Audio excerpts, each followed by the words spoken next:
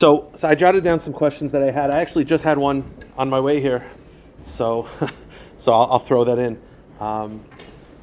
So I was eating with my family, and one of my family members, one of the females, turned to me and said, "I don't remember if I benched." So she said, "I don't remember if I benched." So I just looked at her and I didn't know what to say. So this is just an interesting psak. The Gemara in Brachos, I believe it's Daf Yud Tesam Beis. I didn't have time to check. I think it's Yud Tesam Beis. The Gemara asks the Shaila: are women obligated to bench biblically, or is it only rabbinic? Now, why would it be only rabbinic? I mean, it says there it's v'chalta v'savata v'rachta. Why would women be any different? So Tosfos over there explains that because it's actually good to know there are two lines that you have to say in benching, or you're not yoitza. Most people, but it's al brischa shechasamta v'serenu, val teiroscha shalim adetanu. You have to mention Torah and you have to mention bris milah. Torah and bris milah do not apply to women. So because those mitzvahs don't apply to women, the Gemara theorizes that perhaps they're not obligated biblically, they're only obligated rabbinically. You read the rest of the Gemara, no conclusion, no answer. Now, why is this relevant? I'll tell you why. They have to bench anyway, rabbinic or biblical, you got to bench. I'll tell you why. If you're not sure whether you benched. So when it's a suffik dirabanon, right, you're not sure whether you did a biblical or rabbinic obligation, you don't have to repeat. But if you ate enough to be full, so obviously if you just ate a piece of bread, everyone agrees that's only rabbinic. But if a person eats enough to be full, so if a man ate to be full, and he's not sure whether he benched, he's got to repeat, because it's a biblical obligation. Suffik doraisa l'chumra. We don't know what women are when it comes to benching. No conclusion of the Gemara. You look in the Rishonim, machlokes. You look in the Shulchan Aruch, machlokes. You look in the Mishnah Berurah, machlokes. So when she asked me what do, I just looked at her. I don't know what to say. So I'll tell you like this. The real answer is Rav Kiva Eger. I think the Mishnah Berurah's lashon, again, I didn't have time to check this up. The Mishnah Berurah's lashon, I believe, is if they'd like to bench, they have what to rely on, which I think is Mishnah Berurah's way of saying. But the real answer, which is nobody's want to hear, what you should do, wash again, eat more bread, and put yourself, and then you definitely, meaning eat again. You'd have to wash again because obviously once your mindset is you're done benching, then you're obviously not going to eat. You didn't think you'd eat more bread, so you have to wash, eat more bread, and then definitely bench. That's not what you want to hear when you're full, but that's the psak. Okay, so I have to mention one halacha because I was supposed to mention it last week, and then I'll get into some of the topics I wanted to talk about. So this is a shaila that I got asked. There is such a concept. I'll try to do this fairly quickly. We touched on this in the past for sure. There's a concept that if someone is not observant, we don't like to have wine that's non-mevushal that they touched. Now, I'll explain whether that applies all the time. It doesn't always apply, and there are many heterim.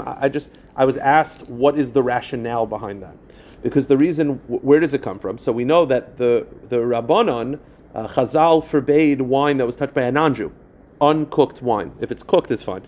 Uncooked wine, and I mentioned once, I think in the shir, that according to Moshe Feinstein, pasteurization is considered cooked. So all grape juice is pasteurized. So all grape juice is fine, according to Moshe.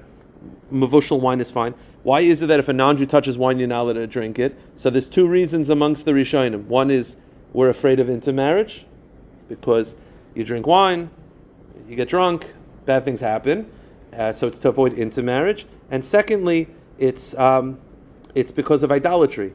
They used to pour wine for their idols. We're afraid that if they touch the wine, they might have had idolatry thoughts.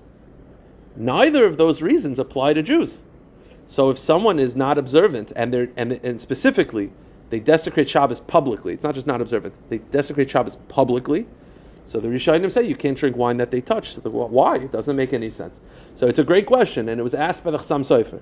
The Chassam Sofer in one of his tshuvas addresses this, and he says this is how Chazal work. When someone has the Chazal understood, and I'll explain in a moment. You're not going to find someone that's more understanding in this topic than I'm in the Kiruv world. I get it, but the Gemara is a Rashi in Chulin Daf Hey. Rashi in Chulin says that if you desecrate Shabbos publicly, you have the status of a non-Jew. Why? because we keep Shabbos because God created the world in the 6 days and rested on the seventh. If you publicly desecrate Shabbos, publicly and defiantly, you're questioning whether God rests in the seventh. It's akin to questioning whether he created in the first six. So it was treated like idolatry, and you had the status of a non-Jew. Once Chazal gave someone the status of a non-Jew, it's across the board. Even if it doesn't make sense. That's just how law works. There are no exceptions. You can't make exceptions because then it's going to create chaos. The Chassam Sofer says it's the same thing. If a non-observant Jew touches wine, you can't drink it. You say, why? There's no problem of intermarriage. They're Jewish. There's no problem of idolatry. They don't do idolatry. They don't do any religion. The answer is because once they have the status of a non-Jew, that's it across the board. Now, I will just say this, because I mentioned the halacha, I do have to clarify. Not every case. I would actually say most situations, the person that is desecrating Shabbos publicly does not have the status of a non-Jew. I'll tell you why. First of all, just if you go through the Rishonim, desecrating Shabbos publicly, not privately, publicly. Publicly means in front of 10 people. Publicly, the Chai Adam brought down Rav Shlomo Zalman. He holds this away also. I had this once where I was younger. There was a guy who came to my house for Shabbos. He was a teenager. He had gone off the derech. But he was very very, very, very like my uncle. I remember my uncle. I told him just be chill a little bit. My uncle asked him to bench with us to be part of the zimun. And I was like, I don't think it's a good idea. And he was so upset because he didn't want to be, okay, fine. So he wasn't happy. So I was walking with him, and I was walking with him because he was staying. Rabbi Steinberg lives by Crescent, right? So he was staying right around there, and I was walking him to where he was sleeping at night. And I remember he took out a cigarette. It's Friday night, and he said, "Do you mind if I smoke?" So I was just like, I don't know what to say because I can't say, "Please smoke." It's Shabbos, but I also did not want to fight with him. So I think I did I sounded like an idiot. I was like, "You will smoke if you." It sounded like from Star Wars. You will smoke if you choose to smoke. I'm like, that was it. I wanted, The kids are, while we're walking, Rabbi Steinberg starts walking towards us, and I noticed that he put the cigarette behind his back. The Chai Adam writes that if someone will desecrate Shabbos publicly, but if a rabbi or their parents walk in front of them and they put the cigarette away, that means that they're not Mechalel Shabbos publicly, because they still have, it's not defiant. More than that, and this is probably the overwhelming heter, if someone is a Tinnik Shenishba for practical halacha means, the Baal Tanya writes in Hilchos Ribos, Tinnik Shenishba means someone who is not educated with proper Jewish education. If someone was not properly educated with Jewish education, you cannot expect them to keep Shabbos. The whole reason why someone desecrates Shabbos publicly, it's a problem, not a problem, has the status of a non-Jew, is because it was an act of defiance. You have to understand, in the shtetl, in Kelm, in Bells, everyone kept Shabbos. If there's that one guy who's driving on Shabbos, it was to fight against God. If they're doing it just out of lack of knowledge, that's not considered the status of a non-Jew. Ramosha Feinstein writes, it's not just Ramosha Feinstein, it goes back to the Melamed Lahoyel. He writes this earlier. The Jews, people don't know this, but the history of American Jewry, Vasikin Minyanim on Shabbos began because people would work, but they'd want to daven first. So they would daven Shacharis, lane, and then drive to work because they didn't want to lose their job. The Melamed Lahoyel and Ramosha Feinstein writes that they do not have the status of non-Jews. Why? He says because they're not doing it to fight against God. They're saying Kiddush. They're davening. They're doing it because they have a nisayon that they can't stand by. That's not what Chazal were referring to. Most Jews that are not religious, especially Israelis, were not raised with the proper education. And even if some Haredim will say they do, I'm telling you from my own experience, they do not know what Shabbos is. I've told you this story in the past, but I'll repeat it again. We had a couple that we used to be very close with. I think they live in Petach Tikva now, but they got married. It wasn't religious. They used to work for El Al, for security.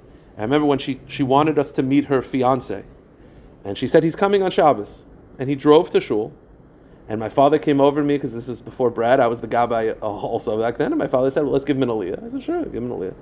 So I gave him an aliyah, and afterwards I was talking to him, and he told me he was about 34 at the time, and he told me that he had never spoken to a Haredi person before in his life. He said the only interaction he ever had, this is someone who was born and raised in Eretz Yisrael, the only interaction he ever had was someone threw stuff at him when he drove through Mea Shearim. That was it. So you're going to tell me such a person knows what Shabbos is? Of course not. That's not a Tinnish. That's a Tinnish initiative. That's not Michal Shabbos. So like I said, I'm always going to get calls. I have someone who I went to yeshiva with. He went. Of course, it still exists, but overwhelming majority of cases is not.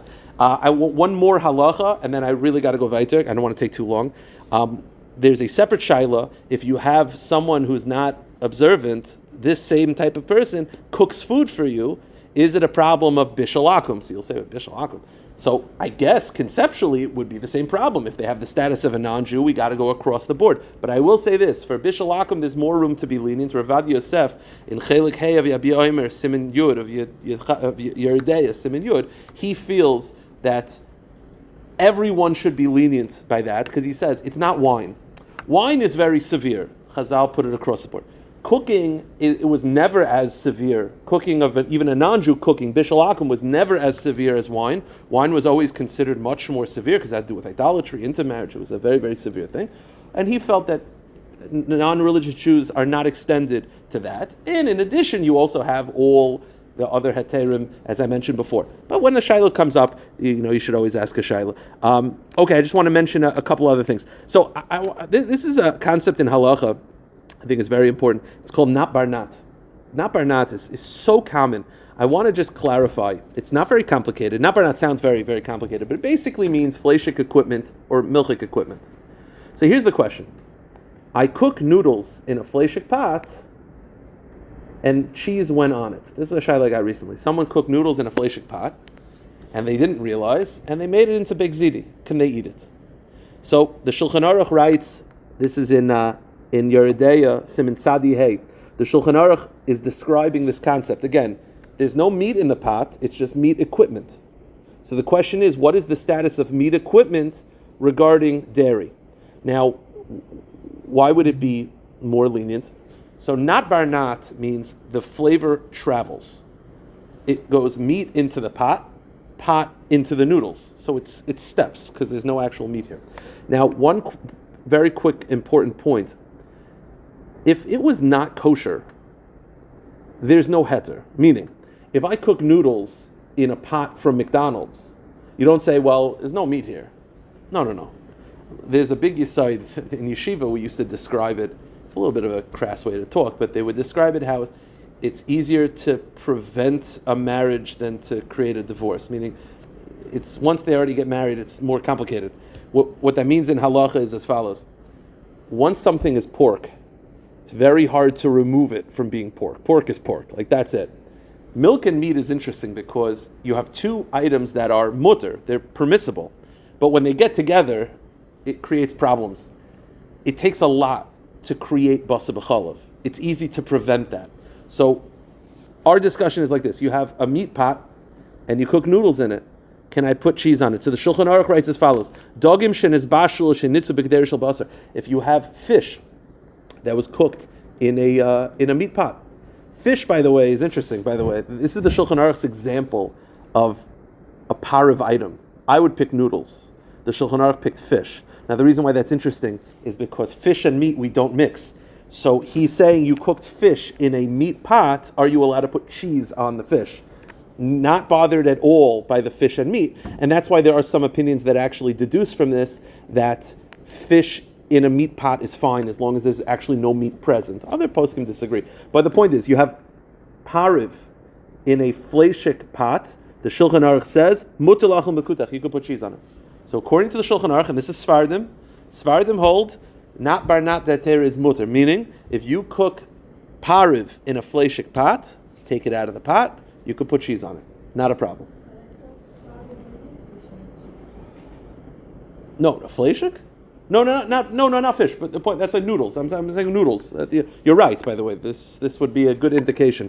The other paiskim, they deal with it, but you're right. It's a good riot to that too. But the point is, if you have something that's pariv in a fleshik pot, the Svardim would put cheese on it. What do Ashkenazim? The overwhelming majority of people here are Ashkenazim. What do Ashkenazim do? So we paski in the Ramah writes that, assuming there's no onions, by the way, onions, garlic, but I'm not getting involved. Onions and garlic create problems. If there's no onions, no garlic, just noodles. Pasha noodles in a fleshik pot. We paskin, you're not allowed to put cheese on it. But if you did, you could eat it. So if you were to take fleishik, a pot, make noodles, and then accidentally, it happens all the time, they turned into begziri, it's fine. You do not have to throw it out. For Svardim, it's mutter l'chachila. For Ashkenazim, it's mutter b'diavad. Now here's one heter. I don't normally explain this heter publicly because I'm afraid that people get confused, but I think it's okay. If the pot was not used within 24 hours, so you have a fleishik pot, you haven't used it in a couple days, you make noodles in it, could Ashkenazim put cheese on it? According to the Vilna Gaon, yes. Now why is this? The general rule is after 24 hours, the flavor that's in a pot becomes putrid, becomes disgusting. So it's not really getting any meat flavor anyway. So within 24 hours, initially don't put cheese on it. If you did, it's fine. If it has not been used in 24 hours, many poskim are lenient, including the Gra, that you could actually put cheese on it even initially. If you're afraid that someone's going to get confused, it happens to the Chacham Sadim disagrees, but the Gra is definitely big to rely on. If you're afraid that someone's going to get confused, don't tell them this. Sometimes if you tell people, oh, you could put cheese on it, then they're going to think, they're not going to understand. You have to listen. Each case you got to ask, but conceptually that would be the halacha.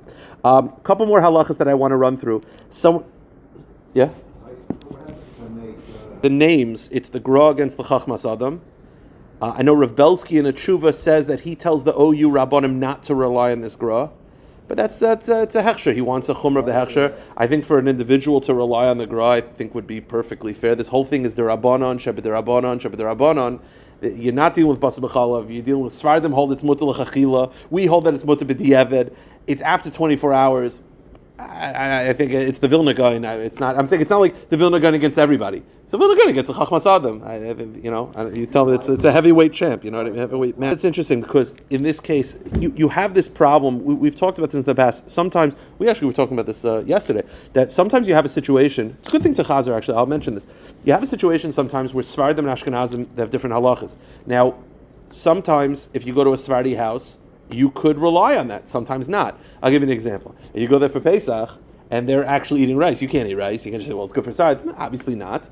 In this case, though, because you made a good point, for Ashkenazim, it's fine b'diavad anyway. If they were to make it l'chachila, that'd be fine, because from your perspective, it's b'diavad. So we were discussing, it's just good to review, because I think it's just a very important thing.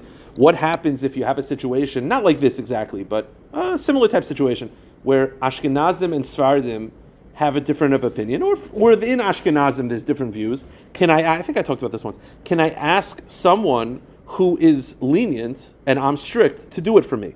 It comes up most often on Shabbos in two cases. It comes up bottles. I don't open bottles. Do you open bottles? Can you open for me? In Yeshiva there was always the guy who opened bottles, and there's always that. And the second one is Erevin. Most Svardim, I think it's fair, and Chabad do not use Erevin in general. It's not just Queens. They try not to carry at all. They don't rely on Eruvin. So a lot of times you'll say, well, can you carry for me? Now, by the way, the reason why they don't is because the definition in Erev does not work for a Rishus Harabim. There's three domains. There's four, but there's basically three. There's Rishus HaYachid, Rishus Harabim, and a Carmelis. In Erev does not work for a Rishus Harabim, it works for a Carmelis. We're assuming that Queens is a Carmelis, because we're assuming the definition of Rishus Harabim is you need 600,000 people traveling through, which this does not. If you don't require that to be a Rishus Harabim, and a Rishus Harabim is any public street that's 30 feet wide, Main Street is a Rishus Harabim, then the Erev is not effective. Because of this discussion, many Svardim and Chabad do not rely on any Eruvin. It's not a Queens thing. So the question is, can I ask someone, hey, I don't carry, you carry for me? So there's basically three views. There's three opinions in this discussion. The Ksav Sofer was lenient. He felt that as long as they have what to rely on, I can ask them. I'm not asking them to eat pork. They're doing what they hold as mutter. It wasn't my problem. On the opposite view, the opposite extreme, the opposite spectrum, is Rav Belsky. Rav Belsky felt very strongly that is absolutely usher. You're not allowed to do something that from your perspective is not allowed. How do you ask another Jew to do it? Lifnei iver lo sitin mechshel, you're causing them to stumble. Number two, he used to describe, like there's a Shabbos guy. He says you can't make a Jew a Shabbos Jew. That's what he was like. You can't turn a Jew into that's not allowed. So you have Ksav Sofer lenient, Rav Belsky very strict. I follow the third view, which is Rosh Shlomo Zalman Auerbach. Rosh Shlomo Zalman in a sefer, I think it's called Bishulei HaShabbos. I forgot the name. I have it in my house written down. They have it upstairs in Orach Chaim. It's like 3 or 4 volumes. It has like a design in the front cover. I haven't seen it in years.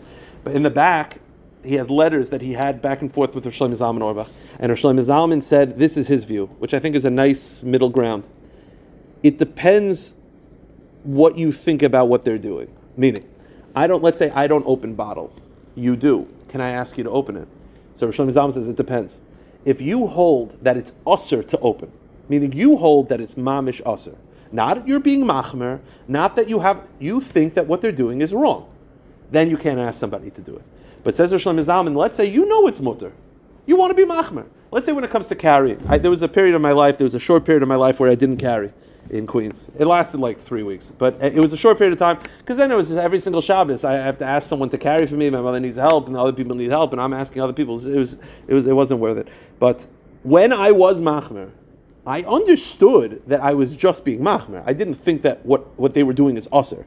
So Shlomo Zalman says, if you think that what they're doing is usher, you can't ask them. If you think that what they're doing is machmer, meaning you know it's mutter, you're just being machmer, then it's fine. So you have usher, mutter, and then it depends. And that's sort of middle ground that I like to rely on.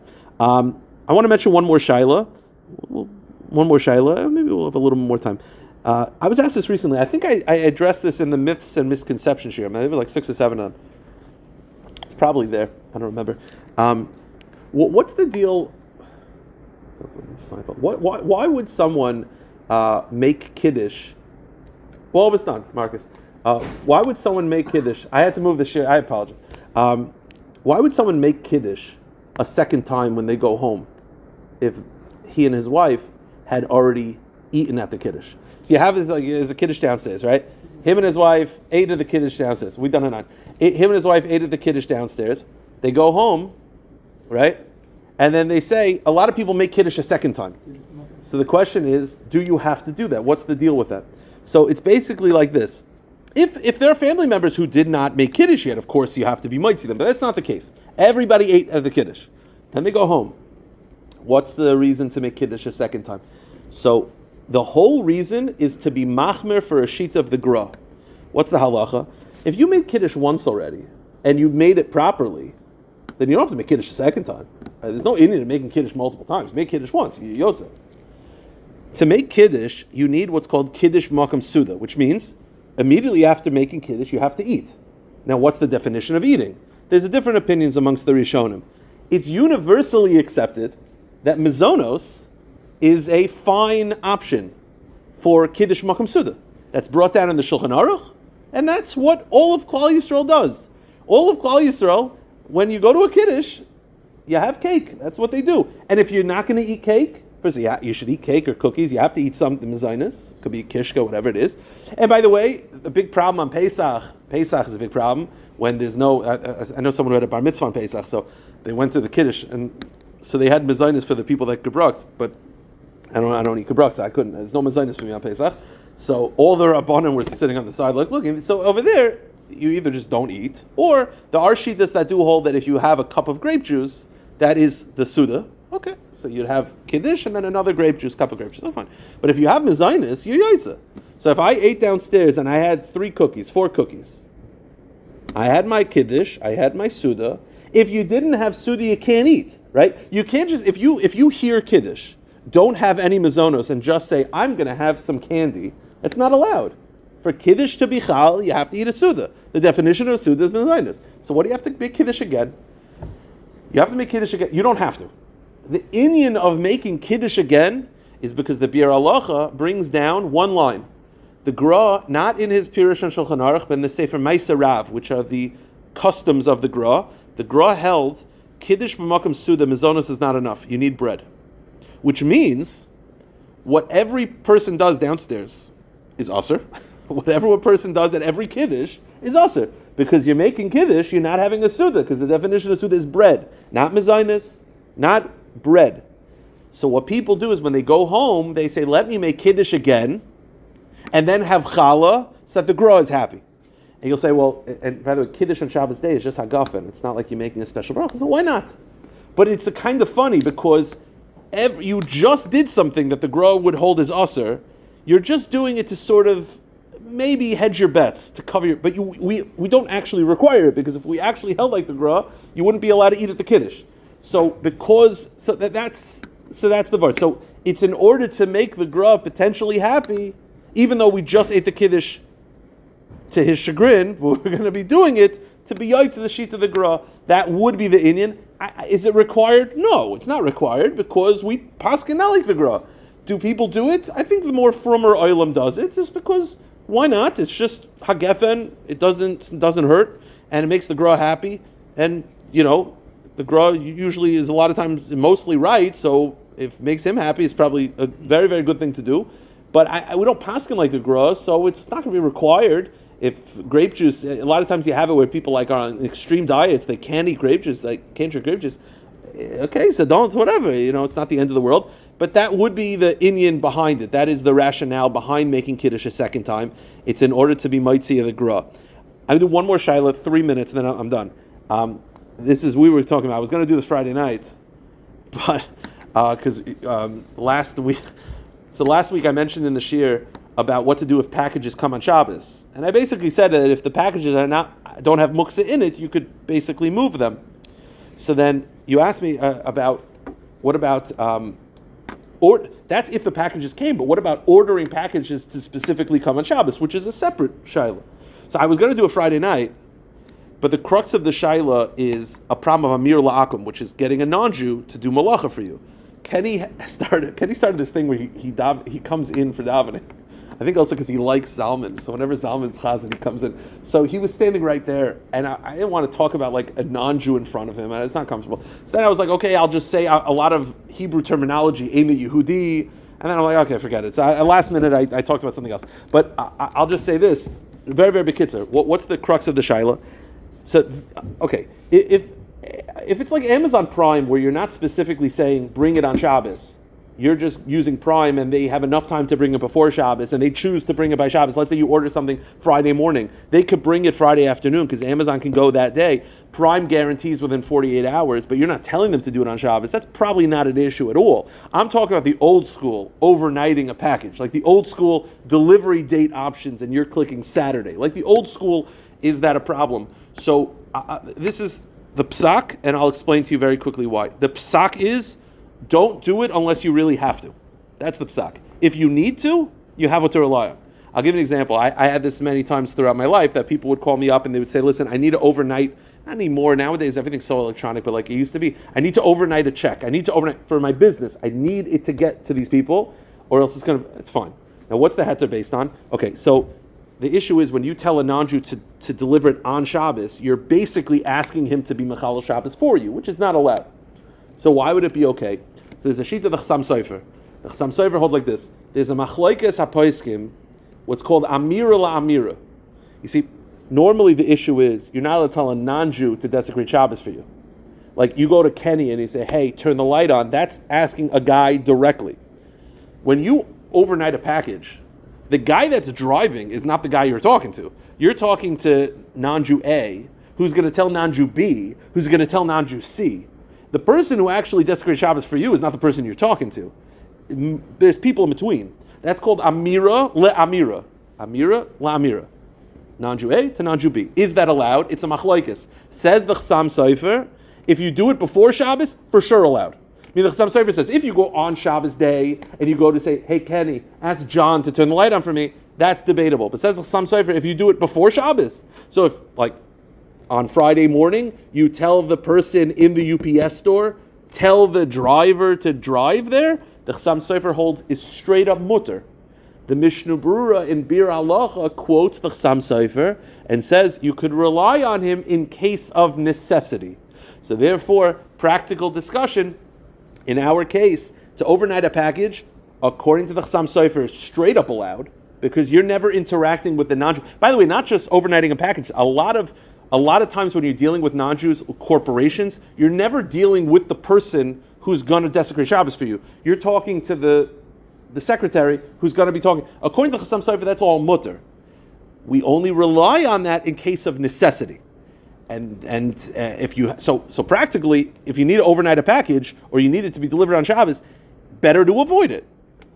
But if you need to, you'd be relying on the Chassam Sofer. I'll just end with this. Rabbi Olbaum, I think I mentioned this in the past. Rabbi Olbaum has a tshuva in this first volume of Minchas Chen, of Tshuva's Minchas Chen, where he was written a letter by a person in Lakewood, and he says, I'm learning these halachos in a chabura, and I have no idea what Klal Yisrael relies on to order newspapers that's delivered on Shabbos. He says, I've looked into it, there's no heter. So Rabbi Olbaum writes back, I think they're relying on the Chassam Sofer.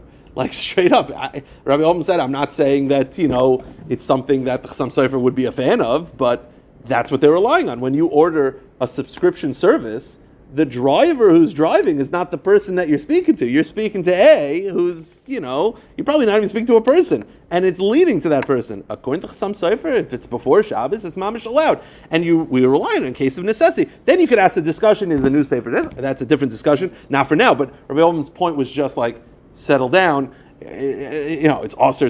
Like, okay, there's room to be lenient, and then you have to practically apply it into your life.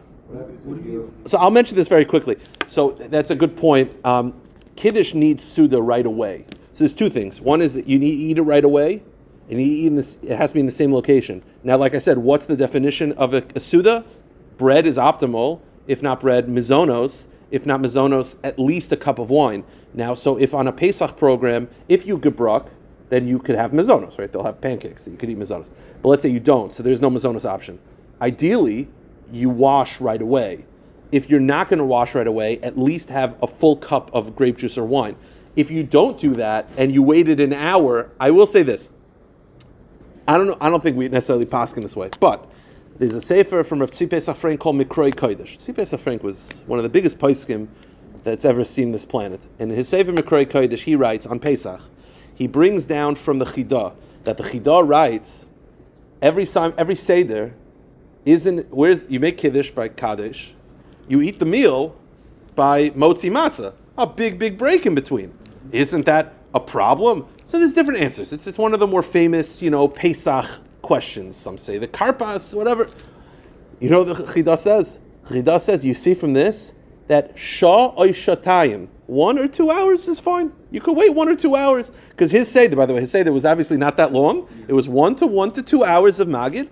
So Tzvi Pesach Frank says, you could see, according to the Chidah, if you make kiddush and you want to eat, but you just get distracted, if it's within shah or shatayim, I think, or eser or 72 minutes, if it's just an hour, if it's within 72 minutes, well, that's now. Do we pass in the way? I'm not saying we pass in the way, but it's interesting. So I don't know. I'd maybe make kiddush again, but my point is, I would eat right away. So if you're at a Pesach program and there's no mazonos, and you make kiddush, wash. Ask for matzah, and if you don't get matzah, at least have a cup of grape juice right away. To wait an hour and rely on this chidah because he says 70, I think he says 72 minutes. An hour or 72 minutes? He definitely says an hour. It's a long time.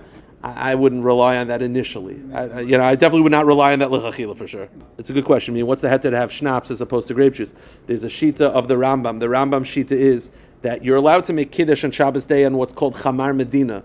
Now the Shulchan Aruch says chamar medina, which is schnapps. Chamar medina is only acceptable, and then we're done. Chamar medina is only acceptable, says the Shulchan Aruch, if there is no wine available in the city. But there's a sheet of the Rambam, which obviously there's wine available. So how do you ever make kiddush and schnapps? Chamar medina. Chamar medina is only acceptable if there's no wine in the city. There's wine right here. There's a sheet of the Rambam. The Rambam sheet is that you could drink and make kiddush on chamar medina Shabbos day, as long as it's drunk as much as wine. So schnapps and beer in America is probably drunk the same volume as wine. So now it's the status of chamar medina, and then it would be acceptable. That would be the shita. Like I said, I think it's better to make it on wine if possible. But the people that do, they have what to rely on for sure.